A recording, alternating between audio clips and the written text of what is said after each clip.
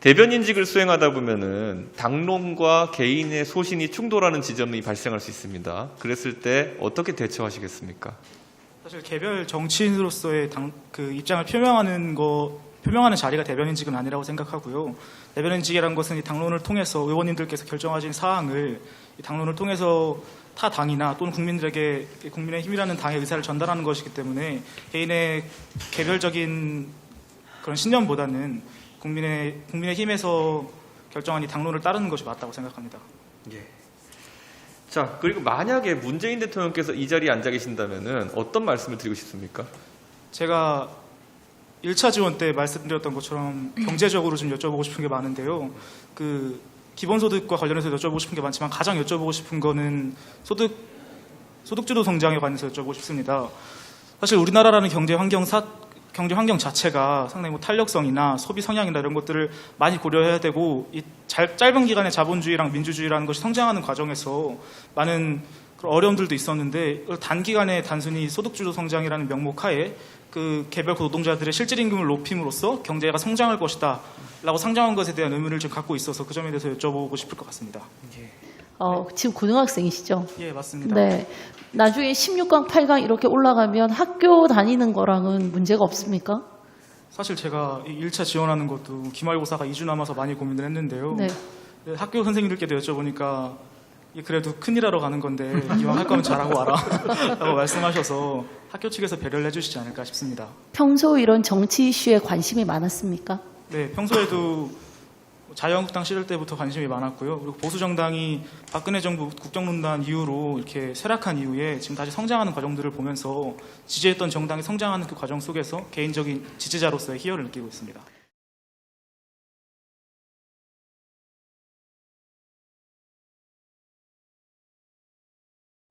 우리 국민의힘이 당 지지율을 올리기 위해서 어떤 전략을 구사해야 될까요? 지금과 같은 전략을 구사하면 됩니다. 지금 새로운 바람이 불었기 때문에 이 방향대로 그대로 나가면 좋다고 생각합니다. 최근의 방향 중에서 어떤 것이 가장 주목할 만하다고 생각하시는지요? 당대표가 바뀌면서 혁신적이면서 새로운 바람이 일었다고 생각하고 젊은이들의 당원 가입이 늘어나고 오늘 있는 이런 행사와 같은 국민들이 참여할 수 있는 행사들이 늘어나면서 진입 장벽이 낮아졌잖아요. 진입 장벽이 낮아진 게 아니라 새로운 문이 열렸다고 생각합니다. 이렇기 때문에 앞으로는 이런 방향으로 계속 나아가면 국민 여러분들이 더 좋은 그런 느낌을 받으시지 않을까 생각됩니다. 만약 지금 앞에 앉아 있는 것이 이준석이 아니라 문재인 대통령이라면은 1분 사이에 어떤 이야기를 할 수 있겠습니까?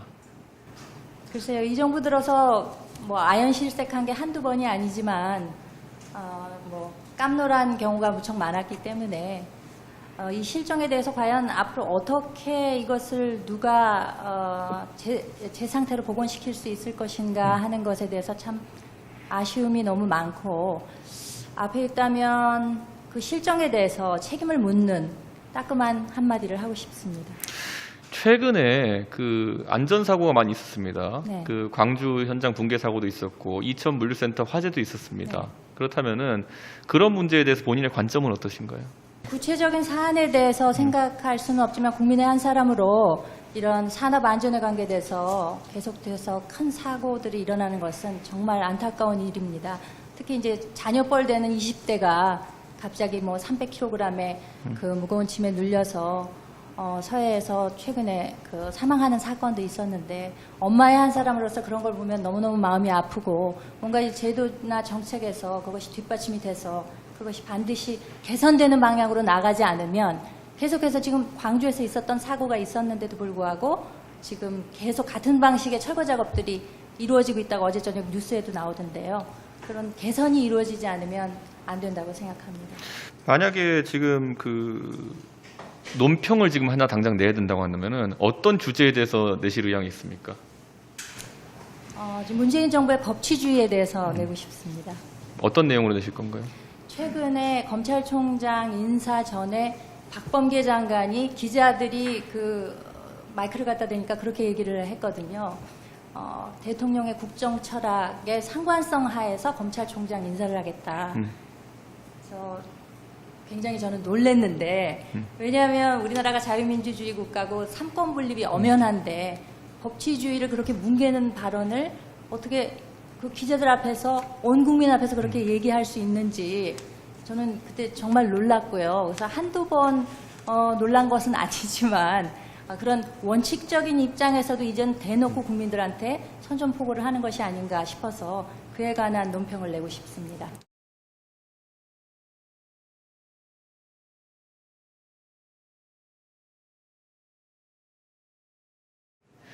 국민의힘은 보수 정당입니까? 아니면 보수 정당이라고 하기 어렵습니까? 저는 더 이상 이제는 어떤 양당 정치로 이루어지는 이런 구조가 굉장히 무의미하다고 생각을 합니다. 왜냐하면 어떤 보수와 진보가 어떤 게 맞고 틀리다라고 말할 수 있는 것이 정치는 절대 아니라고 생각하기 때문에 더 이상 이제는 그렇게 뭔가 양당 정치로 나눈다기보다 우리 당이 어떤 색이다 이렇게 딱 특별하게 색을 구분짓지 말고 합리적으로 모든 정책에 있어서 임하는 것이 더 중요하다라고 생각합니다. 그러면은 본인은 대변인으로 만약 선발되게 되면은 방송 활동을 해야 될 텐데 방송 활동하면 다른 민주당 패널들을 제압할 자신감이 있습니까? 본인의 특장점이 무엇입니까? 저는 뭐 어떤 사람을 제압한다라기보다는 저의 생각을 자신감 있게 논리적으로 말하는 것이 훨씬 더 중요하다라고 생각을 해서 그런 면에 있어서는 자신 있다고 생각합니다. 본인의 생각이 당론과 충돌할 경우에 어떻게 하시겠습니까? 그것 또한 저는 되게 유의미한 충돌이라고 생각합니다. 왜냐하면 어떤 단체에 가서도 자기 생각과 다 100% 맞을 수는 없다라고 생각을 하기 때문에 만약에 당과 충돌이 있다고 해도 거기서 굉장히 유의미한 내용들이 있을 것이라고 생각해서 그것 또한 굉장히 필요한 과정이라고 생각을 합니다. 만약에 오늘 당장 대변인이 되어서 국회 정론관에 서서 발표를 해야 된다면 어떤 주제에 대해서 이야기하고 싶습니까? 저는 일단 가장 현실적으로 제가 아무래도 20대 청년이다 보니까 지금 청년들에 있어서 가장 중요한 것은 일자리와 그리고 1년에 이제 문재인 정부만 보더라도 조국 사태를 겪으면서 굉장한 허탈감을 느꼈기 때문에 이런 면에 있어서 청년들에게 저는 더 공감을 얻을 수 있다고 생각을 해서 그 부분에 대해서 더욱 적극적으로 이야기를 하고 싶습니다.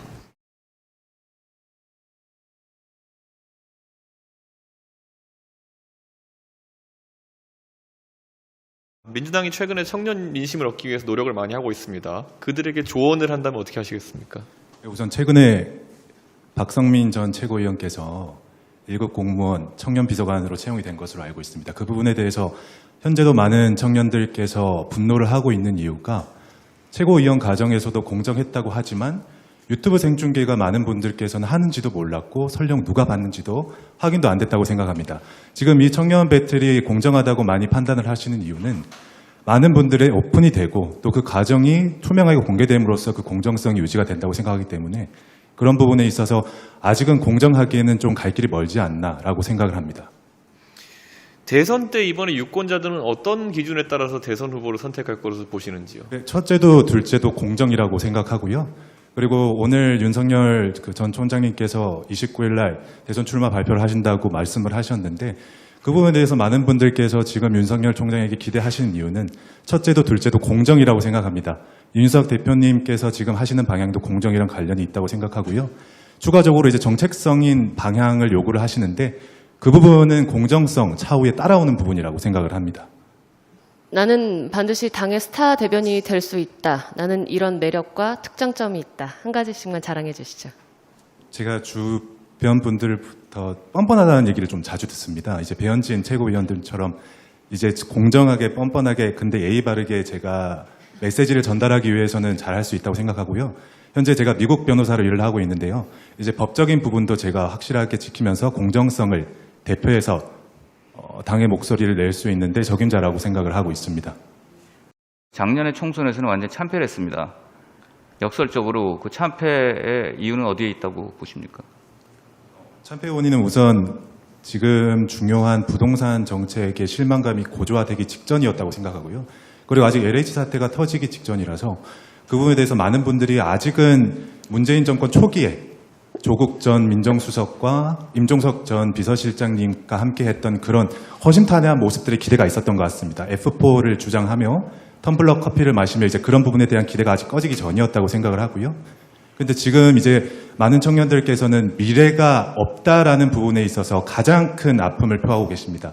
그래서 이제 그런 F4의 텀블러 커피 같은 전철을 밟지 않기 위해서 윤석열 전 총장님과 이준석 대표님께서 지금의 공정성을 잘 유지하셔가지고 당을 이끌어 주셨으면 좋겠습니다.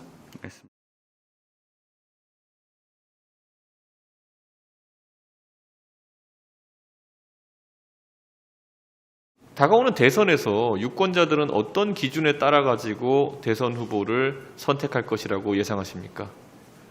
가장 중요한 것은 공정의 문제와 정의의 문제 두 가지라고 볼 수 있을 것 같습니다. 문재인 정부가 사실 박근혜 대통령의 탄핵을 이유로 이렇게 기회를 잘 잡아서 대통령이 됐는데 자신들이 처음에 약속했던 정의, 바로잡겠다는 것 하나도 지켜지지 않았습니다. 오히려 더 사회를 부패하고 엉망으로 만들었을 뿐입니다. 그래서 이 부분에 대해서 심지어 문재인 대통령을 지지하고 민주당을 지지했던 사람들조차 지금 굉장한 반감을 갖고 있습니다.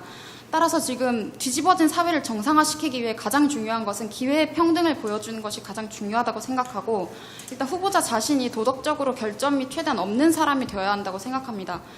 그렇지 않으면 또 다시 국민들의 지지를 얻기는 또 어려울 것 같습니다. 문재인 대통령이 만약 앞에 지금 계신다면 어떤 말씀을 드리고 싶습니까? 페미니스트 대통령이란 말씀을 왜 하셨는지 묻고 싶습니다. 좀 더 상세히 설명해 주신다면요? 네? 좀 더 상세히 설명해 주신다면요? 문재인 대통령은 대선을 준비하는 과정에서부터 자신이 페미니스트다라고 말했고 연설에서도 몇 번이나 그렇게 인용한 적이 있습니다. 하지만 당선 직후에 터졌던 탁현민 비서관의 문제에 대해서도 아무 조치도 취하지 않았고 오히려 잠시 나가 있다가 다시 들어올 때 더 높은 자리를 준 것으로 알고 있습니다. 그런 부분도 그렇고 제가 이 주제를 가지고 논문을 썼었는데 박원순 전 시장이나 안희정 전 지사 같은 경우에도 오히려 문재인 대통령의 태도가 조금 더 국민을 위해서 보여줄 수 있는 것들이 있었다고 생각하는데 전혀 그러지 않았고 오히려 거대한 화환을 보내주고 성폭력 피해자의 장례식에 그런 면을 보면서 사실 저와 같은 기분을 느낀 여성분들이 굉장히 많았을 거라고 생각합니다. 그리고 저는 민주당이 말하는 페미니즘은 다 가짜라고 생각하고요. 진짜 페미니즘은 뭐 자신들이 뭐 여성을 어떻게 하고 여성을 이용해서 표를 얻으려고 하는 것이 아니라 예를 들어서 뭐 박영선 후보를 냈던 것도 저는 굉장히 어이없는 처사라고 생각을 했는데 여성을 성폭력한 시장이 죽었으니 그 자리에 여성을 후보로 내면 당연히 당선이 되겠구나 하는 생각으로 낸 것 같아서 저와 제 친구들은 굉장히 어이없게 생각을 했었고요.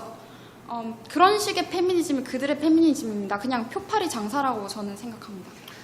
네, 내년이 저희가 이제 대선이잖아요. 네, 백지원 씨께 여쭤보겠습니다. 저희가 수권 정당으로 저희가 그 정권을 되찾기 위한 어떤 보관이 있다면? 전 대선에서 이기기 위해서 가장 중요한 것은 일단 지금까지 보수 정당이 보여줬던 것과는 조금 다른 모습을 보여줘야 한다고 생각합니다. 예를 들어서 지금 국민의힘 초대 당대표도 이준석 대표님께서 당선되신 것만 해도 그 변화를 이미 보여주고는 있지만 저는 10년 넘게 보수를 지지해오면서 느꼈던 것이 20대 여성들의 목소리는 별로 귀 기울여 듣지도 않고 뭐 지지자라고 생각을 하지 않아서인지 목소리를 내지도 않는 것 같아서 좀 실망감을 느끼고 있었습니다. 그래서 이런 부분에 대해서 조금 더 보완을 해야 될 것 같고 20대 여성이 나와서 무슨 이야기를 할 수 있다면 국민들에 대해서 설득력을 좀 더 가질 수 있을 것 같습니다. 대부분 뭐 여성은 진보다 뭐 당연히 그럴 거다 이렇게 생각하는 편견들이 있지만 이번에 오세훈 시장 당선됐던 것만 해도 20대 여성의 40%는 오세훈 시장을 지지를 했었거든요. 근데 무슨 여성은 전부 다 이제 민주당만 지지했던 것처럼 계속 언론에 보도가 되고 이제 성별 갈라치기가 일어나고 이런 것에 대해서 굉장히 안타깝게 생각했기 때문에 일단 대선에서 이기려면 여성들의 마음을 꼭 사야 한다고 저는 생각합니다.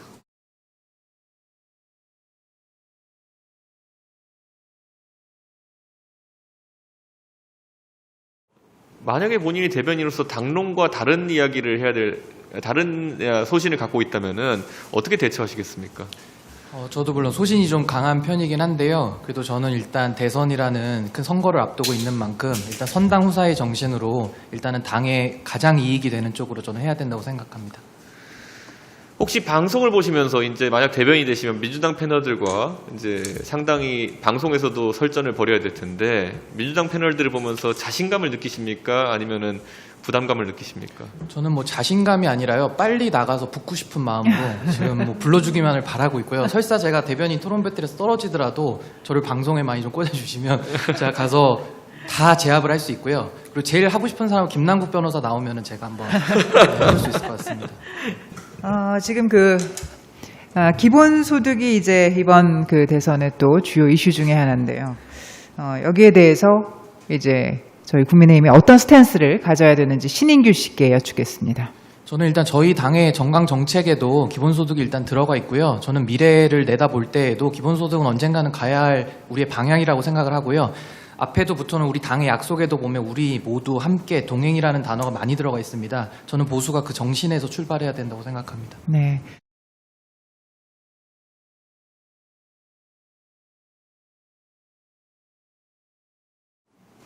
최근에 민주당이 청년 민심을 얻기 위해서 하는 여러 가지 일련의 정책들 또는 시도들에 대해서 어떻게 평가하십니까?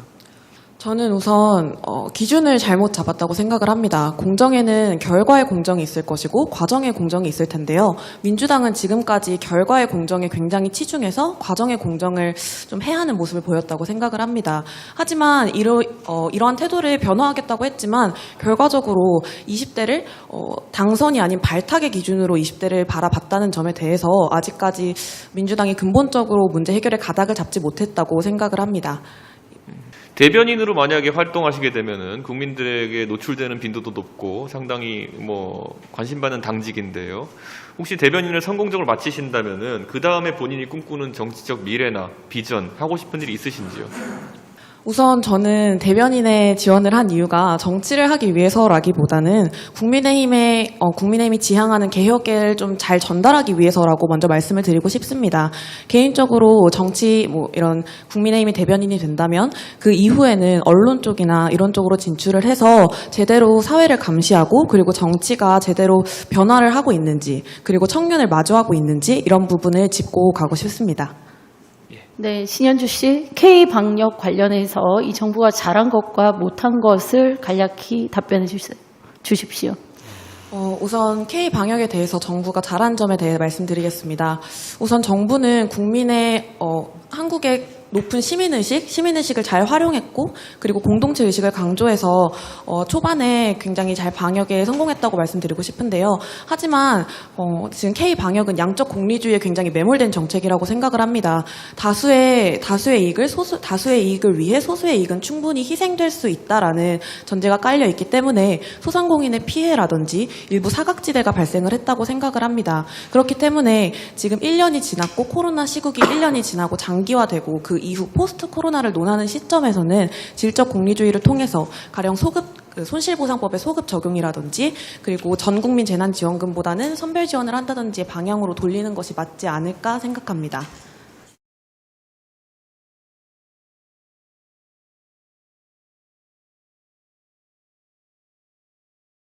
만약 지금 이 앞에 앉아 있는 것이 이준석이 아니라 문재인 대통령이라면은 무슨 말씀을 드리고 싶습니까? 저는 먼저 되묻고 싶은 게, 제 신분을 만약에 그냥 일반 시민으로 알고 있는지, 혹은 그 제1야당의 인사로 알고 있는지부터 묻고 싶습니다. 만약에 제1야당의 인사라고 하면은 어차피 제가 무슨 말을 한들 받아들이지 않으실 거 아니까는 그냥 지금까지 언론에서 비춰지는 부동산 실책이라든지 그리고 탈원전에 대해서 신랄하게 말씀을 드릴 것 같고요. 만약에 제가 그냥 일반 시민이라고 생각을 하신다면 어차피 하고 싶은 말을 어떤 말을 하던 간에 자기가 듣고 싶은 것만 들으실 거 뻔하시니까 지금까지 검경 수사권 조정 꾸준히 하셔라, 검찰개혁 꾸준히 하셔라, 그리고 언론개혁도 해야 된다라고 제가 감언의설을 해드려야 제 청년 비서관이라도 저한테 주시지 않으시겠습니까? 네. 본인이 대변인을 만약 수행하시게 되면요, 그 당론과 본인의 소신이 충돌하는 지점이 나올 수 있습니다. 그럴 때 어떻게 대처하시겠습니까? 저는 대변인이라는 자리가 제 소신을 내는 자리가 아니라고 생각을 합니다. 제 말 한마디와 워딩 하나가 언론에서 혹은 집권 여당에서 이런 부분을 약점을 삼아가지고 공격할 수가 있다고 생각을 하기 때문에요. 최근에 예를 들면 그 부대변인이 천안함 사태에서 우리 수장 논란을 사실 워딩을 잘못 잡아서 굉장히 언론의 공격을 받지 않았습니까? 자기 소신껏 얘기하다가는 사실 그것이 당에 굉장히 이미지에 타격을 가져올 수 있다고 생각을 하고, 그렇기 때문에 아무리 제 의견이 충돌된다고 한들 그런 부분은 당의 입장을 조금 더 대변하고 혹은 좀 말을 돌려서 답변하는 걸로 대신하겠습니다. 예. 네, 우리가 수권 정당이 되기 위해서는 무엇을 해야 될지 간략히 답변 부탁드립니다.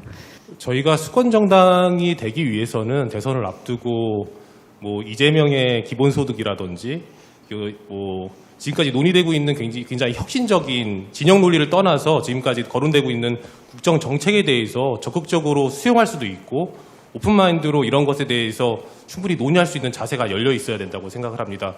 저희가 아무리 취약한 부분이라고 할지라도 이런 사항들이 저희의 이념과 가치에 맞지 않는다고 해서 단순히 회피한다고 하면 과연 국민들께서 알아주실까라는 저는 의문이 좀 남습니다.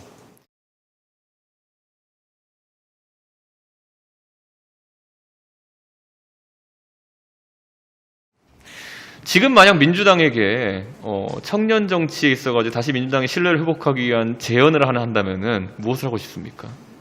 민주당에서 이 청년이라고 이름 붙여가지고 섭외하는 인원들을 보면요, 항상 똑같은 패턴이었다고 생각을 해요. 젊은 여성을 악세사리처럼 그 섭외를 한 다음에 너희들의 목소리를 들어주겠다라고 하는 방향으로 얘기를 하는데 그걸 원하지 않거든요. 지금 박성민 청년 비서관의 사례를 보더라도 그런 것에 굉장히 진절머리를 내고 있다 이렇게 저는 생각을 합니다. 그래서 청년의 목소리를 듣고 싶으면 정말 광장으로 나와서 들었으면 좋겠다. 그러니까 선별된 인원이 아니라 광장으로 나와서 들어라 이렇게 조언을 해주고 싶습니다. 현재 주요 이슈로 한 가지만 본인이 논평을 내고 싶은 주제를 뽑아주신다면 어떤 게 있겠습니까? 저는 그 차별금지법에 대한 생각을 좀 얘기해보고 싶어요. 차별금지법, 저는 기본적으로는요, 이 우리나라에 어떠한 종류의 차별도 없어야 한다라고 생각을 하지만요, 차별금지법이라고 이름 붙여진 일련의 모든 법안들에 대해서 저는 반대하는 입장입니다. 그 사유는 이 소수자라고 붙여진 사람을 제외한 다수의 이 표현의 자유를 중대하게 침해할 가능성이 높다고 생각을 하거든요. 이 지점에서 반대하는 입장을 조금 표명을 하고 싶습니다. 우리 당 지도부가 만약에 지금 찾아가 봐야 될 현장이 있다면은 어떤 곳이 있다고 생각하십니까? 현장이요? 글쎄요, 어디가 있을까요? 현장. 정당 정치가 지금까지 바라보지 못한 지점이 있다면 어떤 곳을 바라보러 하고 싶습니까? 워낙 많이들 다니셔서 네. 글쎄요, 현장은 제가 좀 더 고민을 해봐야. 또는 해봤으면 하는 정책이 있다면요? 또는 저희가 또 살펴봤으면 하는 정책이 있다면은? 저출산 정책을 조금 고민을 해주셨으면 좋겠습니다. 왜냐하면 저희 청년들 입장에서는요, 이 나라에 최소한 60년은 더 살아야 되거든요. 근데 60년 후에 대한민국을 생각해 보면은 제 노후가 보장될 수 있을지가 굉장히 깜깜하단 말이에요. 그래서 청년 정책이라고 해가지고 지금 당장에 청년 일자리를 늘리겠다 이런 개념이 아니라 우리들의 노후를 좀 생각해주는 미래를 지향하는 정책을 좀 펼쳤으면 좋겠다 이렇게 생각을 합니다.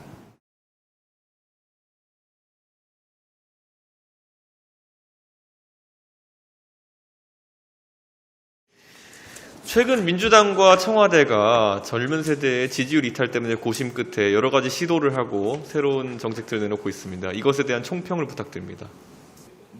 민주당에서 청년정책조정위원회라든지 그런 기구 설립에 이어서 이제 비서관까지 25살 비서관이라는 파격 인사를 했는데 결국에 제가 봤을 때 총평으로는 결국엔 코미디로 마감이 될 것이다라고 생각을 합니다.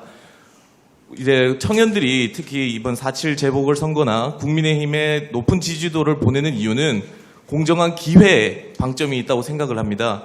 그런데 청와대는 이때까지 보여준 행보가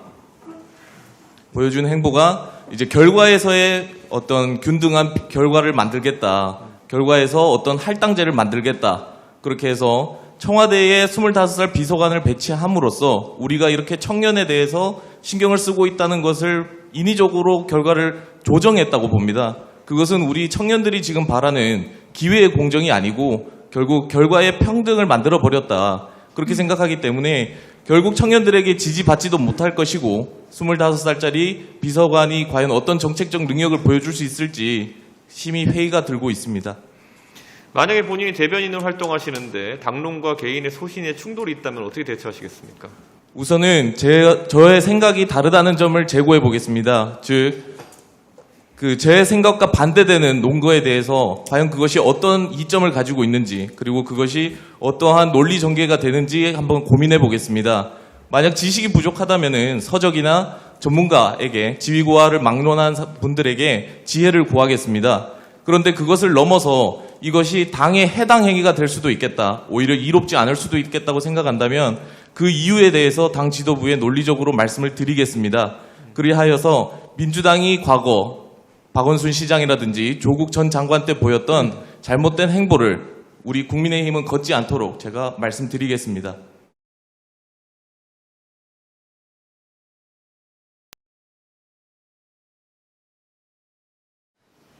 만약에 지금 앞에 앉아 있는 것이 문재인 대통령이라면은 어떻게 말씀을 드리고 싶으십니까? 네, 전 대통령에게 기본적으로 갈등을 부추기지 말라라는 제언을 해드릴 것 같습니다. 다양한 근거들이 있겠지만 최근에 문재인 대통령의 정책을 본다면 세대 갈등을 불러일으킨다든지 아니면 젠더 갈등을 불러일으킨다든지 그러한 정책을 펼친 후에 본인은 자신은 그것과 관련이 없다는 태도를 취하고 있습니다.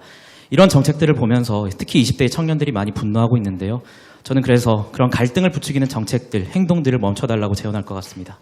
본인이 대변인으로 정치에 만약 입문하시게 되면은 굉장히 화려한 입문일 텐데요. 혹시 대변인직을 성공적으로 수행한 뒤에 꿈꾸는 다른 정치적 비전이나 미래, 하고 싶은 당직 이런 게 있습니까?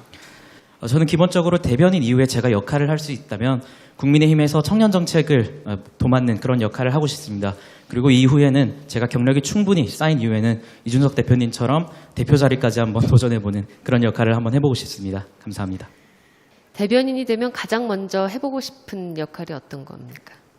제가 대변인이 된다면 논평을 통해서도 저의 의견을 충분히 반영할 수 있겠지만 기본적으로 최근의 세대는 미디어를 통해서 많은 국민의힘의 메시지들을 전달받고 있기 때문에 각종 라디오나 종편 방송에 출연함으로써 제가 청년의 시각을 좀 더 전달할 수 있는 그런 역할을 충분히 수행할 것으로 기대하고 있습니다. 네, 두 분이 이제 대변인이 되셨습니다. 가정에서 우리 임승호 후보자께서 지금 25세 박성민 청와대 청년비서관 임명에 대해서 논평을 썼습니다.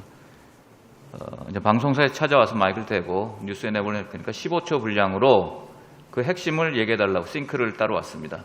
한번 15초 내로 얘기를 좀 해봐 주십시오. 저는 기본적으로 그 문제와 관련해서는 박성민 비서관 개인에 대한 비난으로 이어지면 안 된다고 생각하고요. 청년 비서관이라는 직책이 과연 필요한지 또는 그것을 뽑는 기준이 과연 전문성에 기반했는지 그 제도를 중심으로 공격해야 된다고 생각합니다.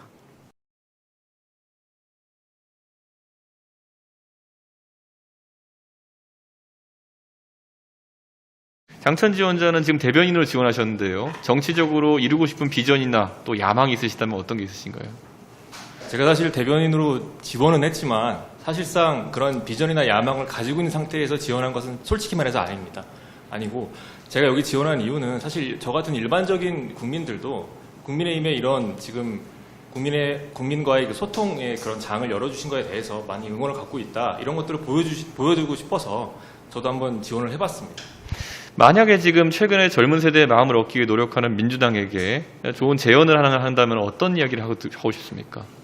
지금 25세 청년 비서관을 임명했다는 거에 대해서 상당히 문제가 되고 있습니다. 근데 이것은 청년을 대변하기 위해서 단지 나이만 청년인 사람을 그냥 임명해서 보기에 좋게 그리고 보기에 청년을 우린 대변하고 있다는 그런 모습을 보여주기 위한 쇼라고 생각합니다. 이것보다는 지금 국민의힘이 하는 것처럼 사실상의 실질적인 청년의 이익을 대변할 수 있는 사람들을 이렇게 소통의 장으로 끌어내서 함께 대화를 하고 이 이익을 대변할 수 있는 그런 사람을 뽑는 것이 좋겠다 이렇게 제언하고 싶습니다. 그렇다면 혹시 문재인 정부의 탈원전 정책에 대해서 논평을 내신다면 어떤 내용으로 내시겠습니까? 잘 못 들었습니다. 탈원전 정책에 대해서 만약에 이야기하신다면 어떤 내용으로 얘기하시겠습니까? 탈원전 정책이라고 하면 현재 위험성에 있고 이런 여러 가지 그쪽에 논리가 있을 것입니다. 하지만 저는 일단 전기에 대한 수요가 있고 이에 대해서 안정적으로 공급해야 되는 것도 있고요. 앞으로도 원전 정책에 대해서 안전한 것을 담보하고 이를 통해서 같이 이제 갈 수 있는 측면들이 많이 있다고 생각합니다. 솔직히 말해서 탈원전 정책에 대해서 진지하게 고민은 못 해봤습니다. 그래서 아직 논리가 정립이 되어 있지는 않지만 안전과 성장 같이 갈 수 있는 방안이 분명히 있을 거라고 생각합니다. 본인이 당 대변인으로 선임된다면은 방송에서 많은 민주당 패널들과 마주하게 될 텐데 네. 자신감이 있다면은 어떤 부분에서 자신감이 있으신지요?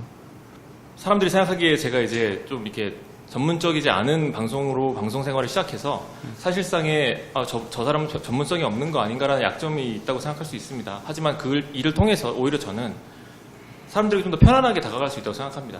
그래서 누구와 대화를 하든 사실상의 대립각보다는 서로의 그 이야기를 듣고 함께 이제 협력해 나가는 그런 방안으로 잘 나아갈 수 있다고 생각합니다. 장천 지원자께서는 선출직 공직자에 도전하실 의향이 있으십니까? 현재까지 생각해 본 적은 없습니다. 예.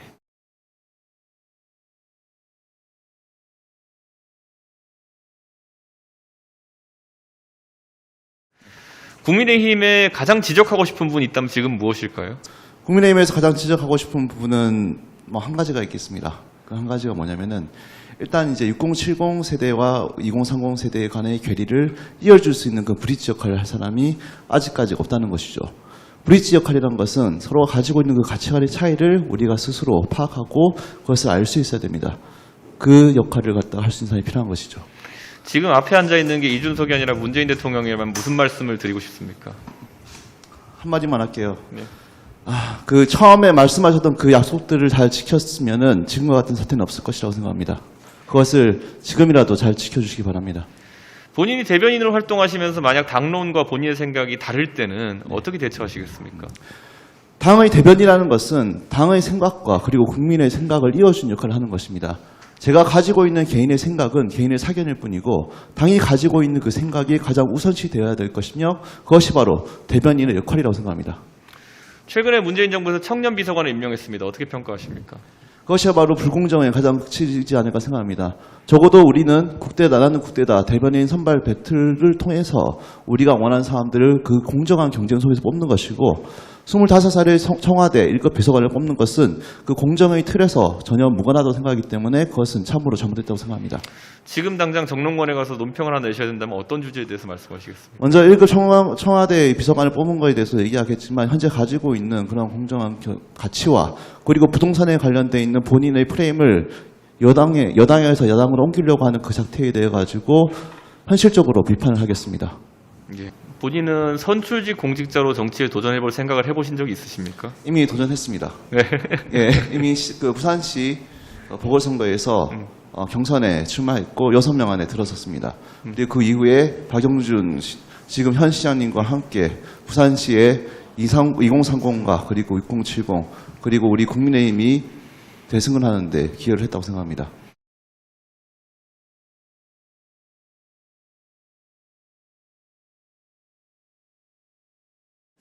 이번에 청와대에서 청년 비서관을 임명했습니다. 어떻게 생각하십니까? 일단 25살 청년 비서관 자체가 굉장히 파격적인 행보라고 생각을 합니다. 다만 그것이 다른 청년들은 지금 공무원, 9급 공무원을 준비하기 위해서도 굉장히 열심히 노력을 하고 있는데요. 단순히 더불어민주당 정당에서 최고위원을 맡았다는 것만으로 다른 청년들과 달리 25세에 청와대 보좌관으로 비서관으로 들어갔다는 것은 사실 공정성에 있어서 논란이 있지 않나 그렇게 생각합니다. 만약에 지금 앞에 앉아있는 사람이 문재인 대통령이라면 어떤 말씀을 주시고 싶으세요? 만약에 문재인 대통령이라면은 그래도 마주 앉은 입장에서는 어느 정도 예의를 지키면서 제가 하고 싶은 얘기를 할 것 같은데 제가 가장 하고 싶은 얘기는 지금 청년 세대에서는 성 갈등 이슈가 굉장히 논란이 되고 있습니다. 그래서 그 부분에 대해서 문재인 대통령께 말씀을 드릴 것 같습니다. 최근에 민주당에 권력 형성 범죄가 뒤따르고 있습니다. 어떻게 평가하십니까? 일단 그것이 페미니즘과 여성운동을 구분짓지 않아서 생기는 일들이라고 생각을 합니다. 저 같은 경우는 페미니즘과 여성운동을 정확하게 구분을 해야 한다고 생각을 하는데요. 그 이유는 지금까지 여성 참정권 운동이라던가 그런 것들은 지금까지 우리 사회에서 충분히 필요했던 그런 이슈들입니다. 그러나 페미니즘 같은 경우에는 미국의 유명 페미니스트 안드레아 드월킨이 그런 말을 했습니다. 가부장제 하에서 남성들은 모두 강간범이다. 이것이 지금 대한민국에서 문제가 되고 있는 레디컬 페미니스트들과 같은 부류의 주장들이거든요. 그렇기 때문에 네, 그렇게 말씀을 드릴 수 있을 것 같습니다. 지금 본인이 가장 관심 있는 정책이 있다면 정치인이 된다면 어떻게 바꿔놓고 싶습니까? 저는 일단 교단에서 학생들에게 정치적으로 편향된 발언을 하는 교사들에 대해서 강력하게 징계할 수 있는 법안을 발의하고 싶습니다. 예.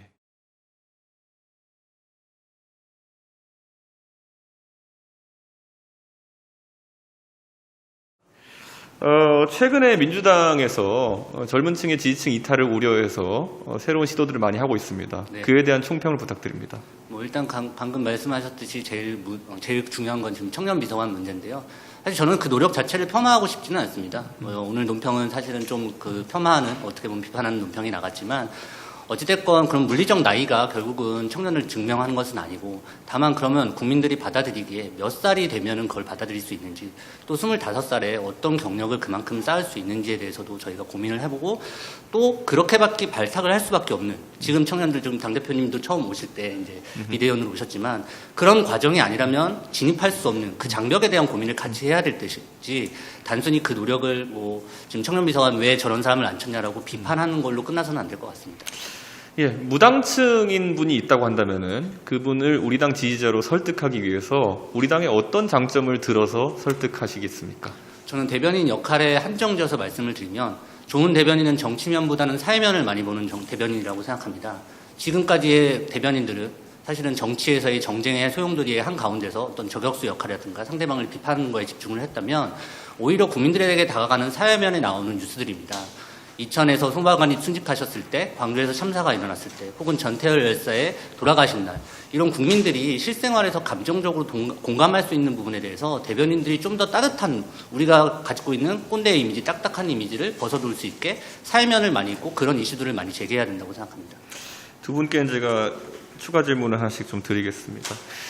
먼저 황교안 후보자에게 여쭙겠습니다. 본인이 대변인을 성공적으로 수행한다고 하면은 대선 전국의 대변인을 수행하는 것이기 때문에 인지도도 상당히 상등할 것이고 정치적으로 평가가 달라질 수 있습니다. 그렇다면 본인이 그것을 기반으로 하고자 하는 정치, 그리고 꿈꾸는 비전, 미래, 이런 것이 있다면 어떤 것입니까? 저는 뭐 이력을 말씀드리자면 2007년에 들어와서 3번의 대선을 모두 공보실에서 치렀습니다. 적어도 공보 분야에서만큼은, 정치가 점점 갈수록 전문 분야가 없어지고 있습니다. 그럼에도 불구하고 적어도 공보 분야에서만큼은 황교안이라는 이름 하면, 아, 공보 분야는 우리나라에서 최고다라는 평가를 들 수 있고, 또 개인적으로는 정치적인 꿈도 있습니다. 그건 뭐 이 자리에서 제가 뭐 어떤 선거를 나가겠다 그런 거 이상을 떠나서, 제가 대변인으로서 아까 말씀드렸듯이 같이 공감할 수 있는 대변인, 그렇게 된다면 그 이후의 일들은 자연스럽게 따라올 것이라 생각합니다.